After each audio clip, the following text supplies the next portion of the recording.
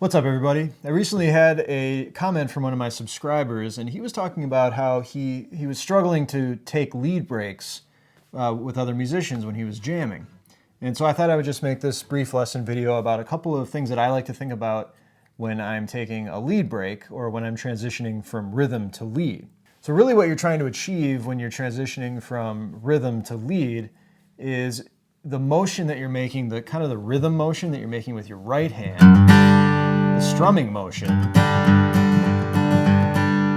One thing I like to do is kind of maintain that same motion with my right hand. So if I'm playing like a G chord, and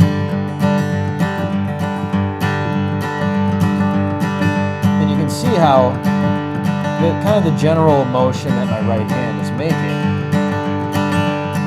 So when I transition to a solo from here, I'm going to try to maintain that same kind of attack and that same kind of motion when I go into my solo. So one way you could do that is you could kind of make use of octaves. So for example, there's a common kind of bluegrass riff that you can do that you hear a lot for intros and outros and solos and whatnot. And it sounds like this.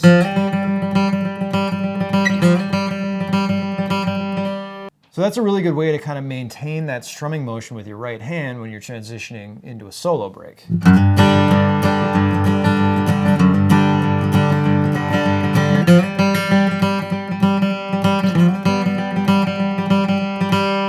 It doesn't have to be just that kind of octave lick either. You can kind of maintain that similar kind of strumming motion with your right hand over just like one single note, for example. You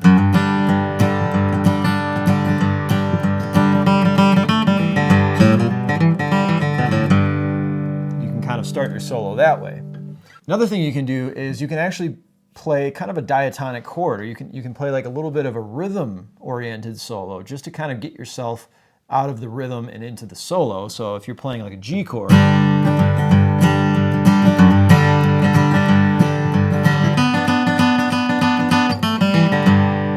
can kind of use that. That's like a little Norman Blake action there, that two-note diatonic chord. I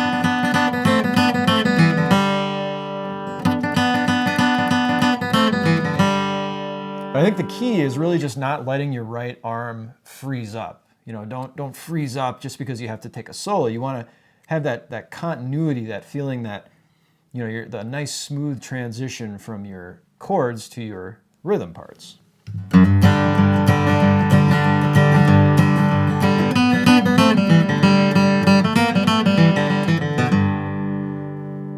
Another thing too is you don't always have to be playing just continuous 16th notes. Don't be afraid to take a pause or play an eighth note or even a quarter note when you're coming out of a rhythm part.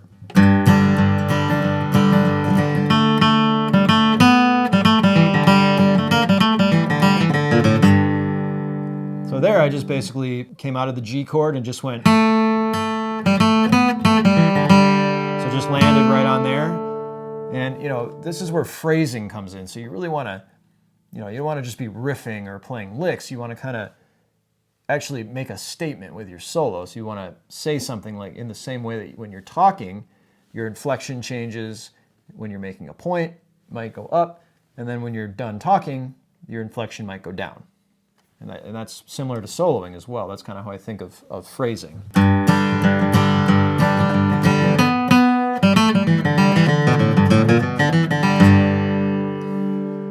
Another thing too you can do is just play the G run. Right, that's a good way to kind of get into a solo. If you're playing a G chord and you want to take a solo over a G.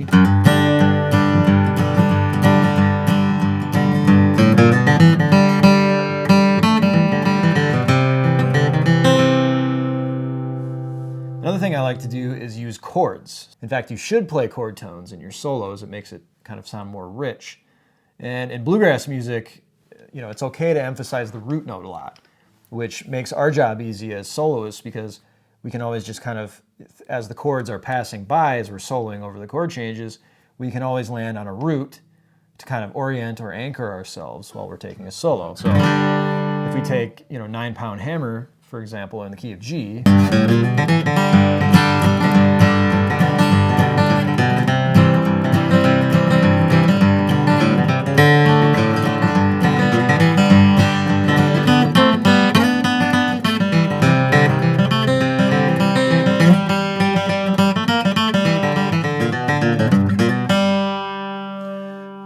just kind of combined a couple of those concepts we were talking about, right? Like riffing off that octave.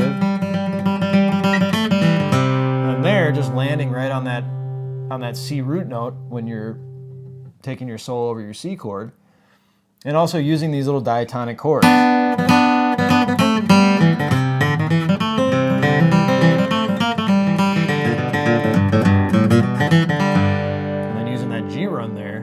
Kind of combine those concepts together and really not worry so much about playing a continuous flowing kind of 16th note type of phrasing, and really try to make a statement with your soloing and play a phrase that means something to you, that's really coming from you and not just reciting licks and runs. So anyways, I hope this kind of brief overview lesson helped. We didn't really drill down into any specific stuff, but I think conceptually it's just something to think about when you're taking solos or when you're transitioning from chords to lead. So thanks for watching. We'll see you next time.